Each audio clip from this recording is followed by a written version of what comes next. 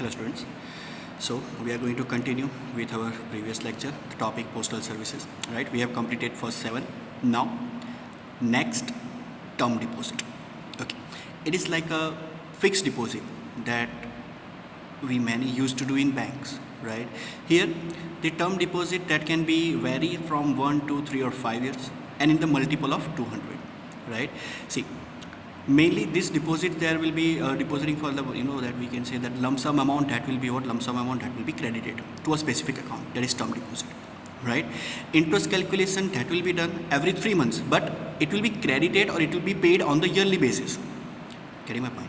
Right? See, suppose that starting from this month, that is from June, I have started the particular this term deposit. I have deposited the money. So interest it will be calculated on that early quarterly, we can say, that is every 3 months.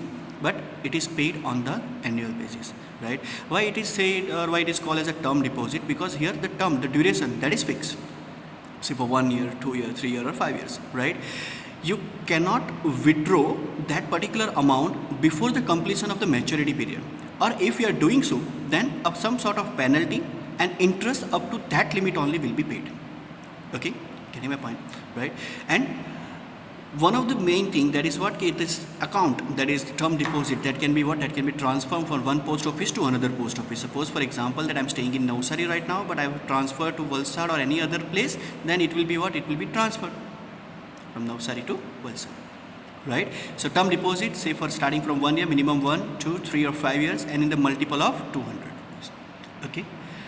Then 9th, NSC, that is National Savings Certificate. See, it is a specific this kind of certificate that will be done to those who are interested in interested in the investment, and the duration that is fixed 5 years or 10 years. Right? After the maturity period, right, amount that will be given to the particular that certificate holder, while they need to they need to provide the certificate. Suppose for an example that I am buying NSC, right, say for 5 years starting from this 2020, and in 2025 they are going to get mature. Right? So I need to represent the certificate that I have been given. Right? And in return I will be getting money with interest. See, that is interest rate is given in advance. Right? Whenever I'm going to get that NSC, the interest rate that will be fixed. Suppose for an example, say for 14%, 15% or whatever, say for example. Right? This is fixed. Right? And it is there, or it is informed before the completion of the maturity period. That yes, after the completion of 5 years, you are going to get this much of an interest rate. That I will be noticed, or I will be given particular information prior. Okay. Getting my point? Right? And it can be claimed at any post office. Suppose for an example I am taking from Navsari, right, but I need to claim from any other place in all over India, I can do that thing. Right? That specific, that branch is not necessary. Right? Navsari branch, it is not necessary. Okay? Right? So what is NSC? They are mainly from the post office. They are providing this NSC for what purpose? For the investment purpose. The people who are that want to invest for a specific duration, say for 5 years or 10 years. Right? And yes, this NSC, right, as it is a one type of investment, so that is deductible from the tax. Okay, so I suppose for an example that individual tax limit is 5 lakh rupees as per the current scenario. Right? Now my income is 5,50,000, but I'm investing 50,000 into NSC, so I don't need to pay any kind of tax. If I'm not investing, I don't have that NSC, then I need to pay tax up to rupees 50,000. Okay? Right? Then next, KVP, that is Kisan Vikas Patra. Kisan Vikas Patra, that is what? Yes, after the completion of 100 months, that is 8 years and 4 months. Right? I will be getting the money double that I have double that I have invested, or double that I have deposited. Right? But the amount that is prescribed, that is fixed by the post office. Right? And after the maturity period, the amount can be claimed at particular post office, that is any post office, and I will get I will get the double the amount. That is KVP, that is Kisan Vikas Patra. Suppose I am investing 10,000 rupees. After the completion of 100 months, that is 8 years and 4 months, right, I will be getting the amount of 20,000 after the maturity period. Okay, getting my point? Right? Then, most important, people, they are mainly using these services, that is PPF, Public Provident Fund. right? It is a scheme that has been given by the post office, those who wants to invest, right, for certain period, like here the term or duration is fixed, that is say for 15 years, right, that is mentioned here, and minimum amount of 500 per annum, that means per year, right? If I want to start my PPF account, right, what I will be doing, I will be going to any post office, I will be filling up the form and starting with the PPF. So annual, that yes, per year I need to invest 500 rupees per year, but it depends on me. It is it depends on my paying capacity, that how much money I want to invest, right? Say for 1000, 2000, 3000, it can be anything per month. Okay, right? This scheme, that is what it is deposited monthly. Okay, right? And after the completion of 15 years, it can be extended up to 5 years, that is next 5 years, right? Suppose I have taken now, that is in 2020, so it will get matured in 2035. I cannot withdraw money before the completion period, before the 15 years. That is a salient feature of this particular PPF, right? It is a one type of that investment scheme, that is what, okay, yes, after the retirement I will be getting a specific amount from the post office. Okay, right? So it can be extended up to 5 years, right? And if I want to claim, if I want to withdraw the money, then I can, right? And then suppose in case of a death of a particular PPF account holder, right, their legal heir, that means nominee, they are going to get a particular amount of money. And that is mentioned that in the event of death of account holder, the amount will be given to the nominated. Nominated, that means nomination. Yes, when I will be filling up the form of PPF, I will be asked about that who you want to be as your nominee, right? So I will be mentioning anybody, my family member, right? And it can be anyone, my wife, my son, my mother, my brother, it can be anyone, right? So they are called as what? They are called as a nominee. Okay, right? And this PPF scheme, that lasts for 15 years, and we can extend that particular period of time up to next 5 years. Say for 2035 it getting mature, but I am feeling yes, I need to extend for more 5 years, then it can be specific interest rate that will be given on this PPF. Right, so that any individual, it is not any kind of that restriction is there, any individual can pay the particular or can open the particular account in post office, that is public provident fund. It is one of the important tools. See, many of the company or many of the business unit, they are providing PF, provident fund, right, to their employees for the job security after that retirement, what they are going to get, right? Same scheme that is there in the public provident fund, that is offered by post department. Okay, right? And again, this investment amount, that is what, that is deducted from the tax. Okay, right? Then next, that is postal insurance. See, at the initial stage we have learned, right, that postal insurance that has been started, but at the initial year, that after before that independence era, that post office, they were providing the insurance to whom? To the central government, state government, and the semi-government organization, right, or employees of that organization. Okay, and what is the main thing? That is minimum amount of premium and maximum bonus, that is maximum return, that was offered by whom? By the post office.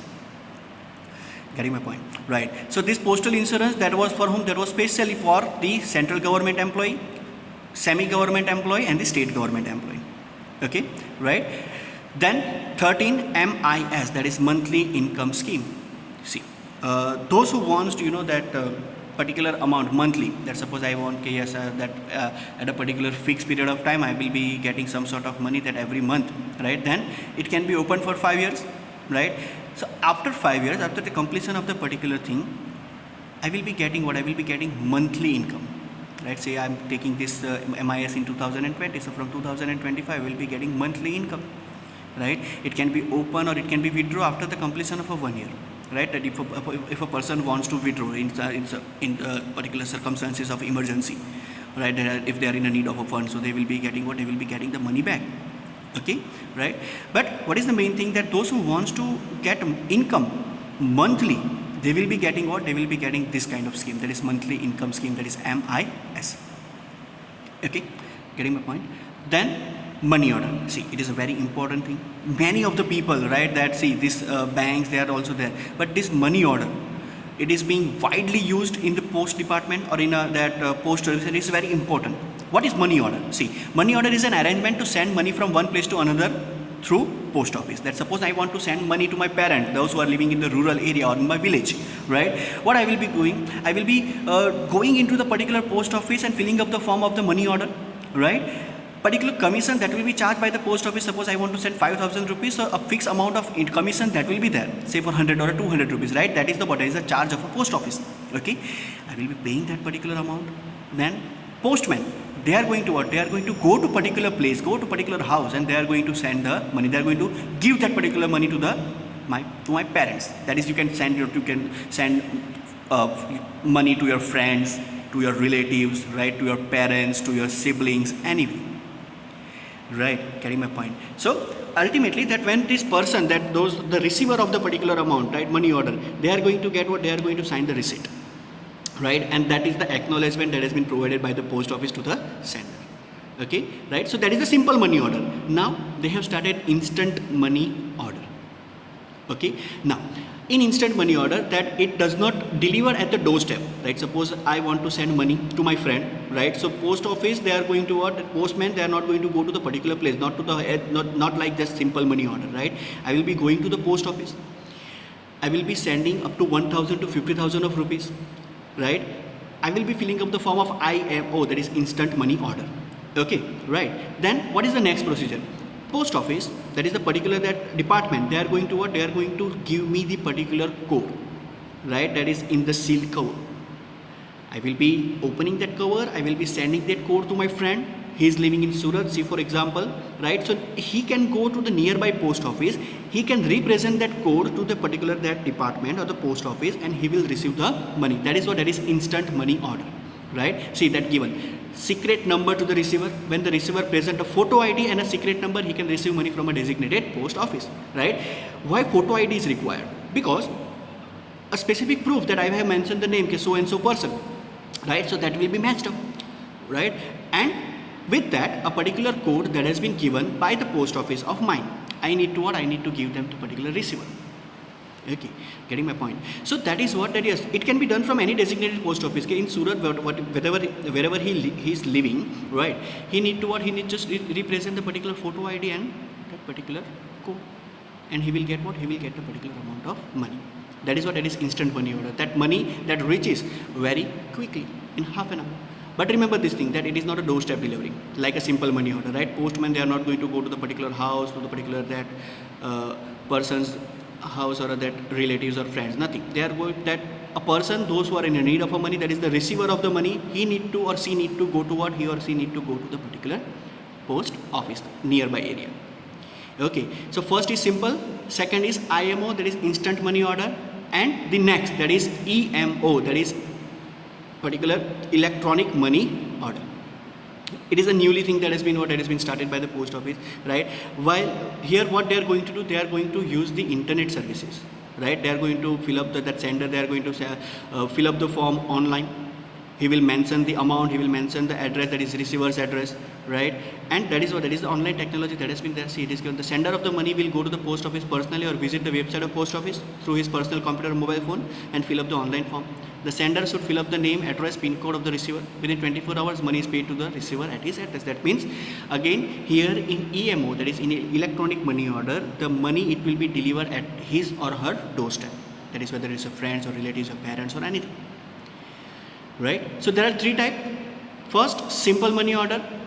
Second, instant money order. Third, electronic money order.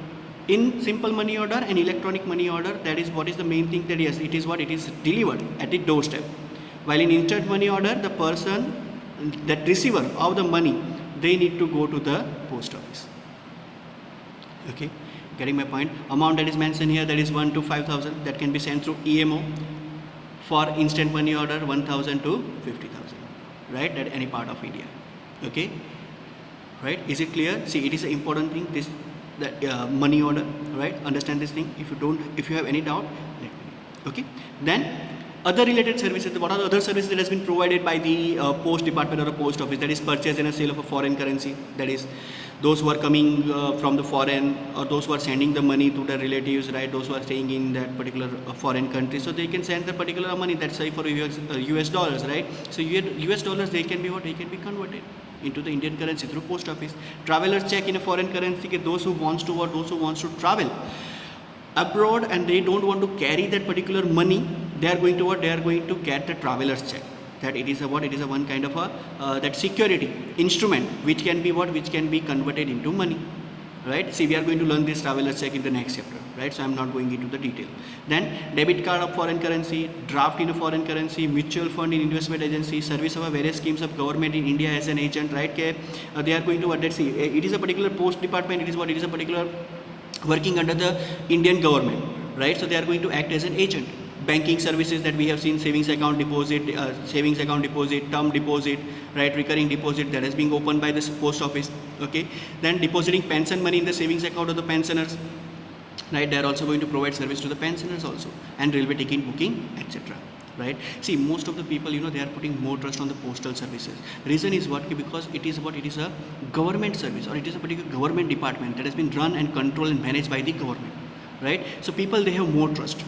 Many of the people, they have invested so many monies or so much monies into the post department by these various through these schemes, right? Okay, go through it. If you have any doubt, let me know. Okay, thank you.